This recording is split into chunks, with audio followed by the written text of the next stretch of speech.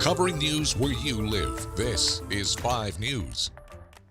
Hey, thank you so much for joining us for the latest news and weather where you live. I'm Tiffany Lee. Before we get to your top news, let's go ahead and check in with meteorologist Zach Scott for a look at your 4th of July forecast. Yeah, Tiffany, we've got temperatures going to be a little cooler for us as we go through the holiday weekend. Going to be an extended weekend for some of you. And even through 4th of July, we're looking at temperatures not to be as hot as what we've had for your Wednesday, your Thursday, your Friday. Again, last hot day with the heat advisories out. Heat alerts out for all of 5 country. Highs today getting up to 90 to 97. I think most of the area would be about 95 to 97 in northwest Arkansas. But when you factor in the feels like temperature, it'll be hotter than that. I'll show you that in just a second. Heading out for the evening, we're dropping through the 90s and the 80s quickly. For the River Valley, takes a little bit longer. We're going to be a little hotter. Should see widespread upper 90s. A few areas getting up to around 100 on the higher end of our highs this afternoon. And then it'll take a little bit longer, spending a lot of the evening slowly cooling through the 90s, upper 80s by late evening for those that'll still be out. Talked about those heat index values being higher than the actual air temperature. Another day where we're seeing feels like temperatures up around 105 northwest Arkansas. We've mostly got rid of the excessive heat warnings across the River Valley, but we could still see feels like temperatures 105 to 108. Talked about the pattern change going into the weekend and into early next week. High pressure has been dominating the area, ridge of high pressure, storm systems going up and over that. Well, that's going to start to change for us heading into the weekend. Dip in the jet stream coming back. This will last into next week. Good divider between cooler air to the north, hotter air to the south. So we're getting a cooler air mass to start to come in. Hottest airs out west. And then we'll also watch disturbances right along that jet stream, giving us a chance for hit or miss showers every afternoon and evening. We'll watch those for you.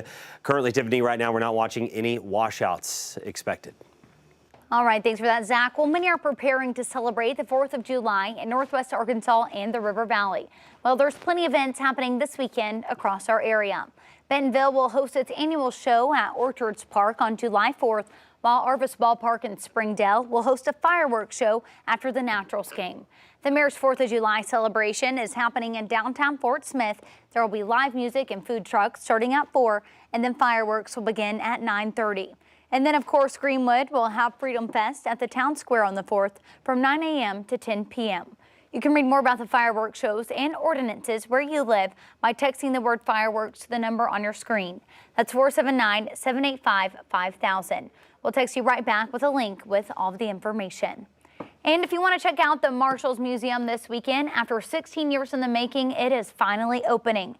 The doors will open at 9 a.m. on Saturday morning, and the ticket prices are adults $13, senior citizens, everyone 65 and up, they'll be $11, and then veterans can get in for $10, and then kids under the age of 17, they'll get in for $8. And if you're currently in the military or law enforcement or a U.S. Marshal, you can get in for free. Just make sure that you have your ID with you. And now let's take a look at some of the things that you might have missed throughout the week. We're hearing a response to the U.S. Supreme Court's ruling to end affirmative action in college admissions. The justices ruled that race-conscious admissions programs at Harvard and the University of North Carolina violate the Equal Protection Clause of the 14th Amendment. Officials at the University of Arkansas Fayetteville say that they don't expect any significant impact on admissions processes, with the ruling just coming down and it being more than 200 pages. Leaders at U of A Fort Smith say that they can't speak yet on if they think that this could spark changes. 5 News reporter Catherine Gilker tells us what this could mean for colleges in our area. A U.S. Supreme Court decision Thursday puts an end to affirmative action in higher education, a decision that will have impact across campuses nationwide, including here in Arkansas. University of Arkansas Fort Smith Chancellor Dr. Teresa Riley says the university doesn't specifically use race as a criteria for admission. As a regional public institution, we have a mission that's really firmly based in providing access to higher education throughout our region. And so ultimately we do that through access and opportunity and of course helping students to be successful. Fall of 2022 enrollment rates for U of A Fort Smith were 60% white, 18% Hispanic, 10% who were 2 or more races, and 4% Black or African American. Riley says that's reflective of the region's demographics. I wouldn't suggest that I think that's going to change. Regional public institutions have virtually operated in the same ways for 50 years. And ultimately, we love this mission here. We're not looking to change that at all. At a national level, Congressional Black Caucus Chair Representative Steve Horsford believes this decision will make it harder for students of color to be considered for admission in public and private institutions.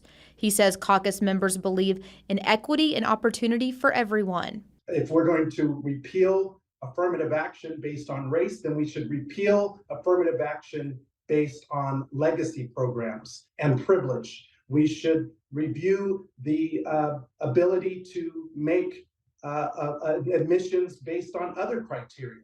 Why are they singling out race? Meanwhile, Riley believes it's too soon to know which elements of practice in higher education could be affected by this ruling. I think every student has a reasonable opportunity, I think, through hard work in high school, making good grades, somewhat through standardized testing. That's less of an issue for us, but ultimately it's that track record of your performance in high school that's most predictive of your success in college.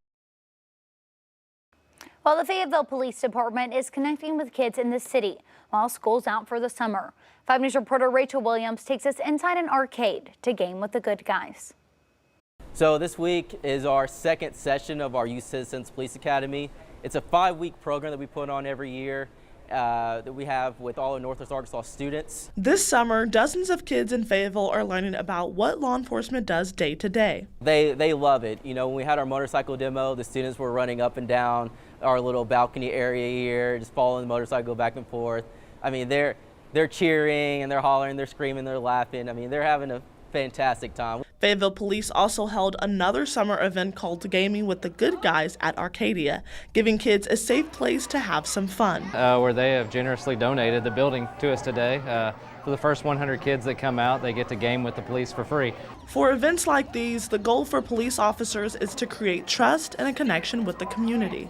You know, just a positive experience that they got to come out and do something with the police, and it didn't involve somebody getting in trouble or just accidentally running into them. It was something that was, you know, they meant to come here and they meant to hang out with us, and they got to see us have fun and just, you know, just relax and have a good time. Well, my dad used to be a cop here in town.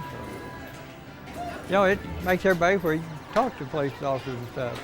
And the good time isn't just for the community, it's for the officers too. This job, obviously, like a lot of careers, is very stressful, and a lot of what we have to do, you know, is just constant go, go, go and stress. And this is one of those things where we can kind of relax, have some fun, and, you know, just hang out with our community.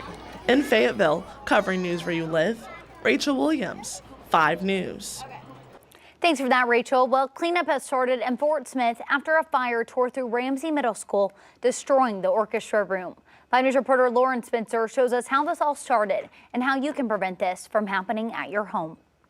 It happened at Ramsey Middle School. They determined that it was probably originated from one of our floor fans that we use, that our custodial staff uses once they shampoo the carpet. The Fort Smith Fire Department arrived on the scene within minutes and got the fire out quickly. Sean Schaefer is the director of facilities with the district and says the fire was luckily contained to one classroom. We had some solid core doors in that classroom, and those solid core doors were able to keep the fire within one classroom. It slowed the fire down enough to where it did not get in the corridor or get to any other classrooms. However, there is extensive smoke damage throughout the entire Ramsey campus. The room had several instruments in it, and most of them were damaged from heat and smoke and direct flame contact. Ethan Millard is the Division Chief of Operations for the Fort Smith Fire Department. He says there are significant dangers of using extension cords for powerful appliances. We highly recommend that you never use an extension cord when using objects like that, whether it's a fan or a space heater. We recommend plugging directly into the outlet. It can become a safety risk, a life safety risk, if they don't use the appropriate extension cords. Chief Millard says powerful appliances can create excessive heating. Too much power can go through it, creating resistance heating, and that heating can, if it's great enough, can cause a fire. As for Ramsey Middle School, the district says the school should be ready for the upcoming school year. You know, I know school starts August 14th. That's right around the corner. Doesn't seem like a lot of time, but ServPro has a lot of manpower that they're going to bring here and help us get this campus back up and running. In Fort Smith, covering news where you live, Lauren Spencer, 5 News. Well, thank you so much for watching the latest news, and whether where you live, have a safe 4th of July weekend.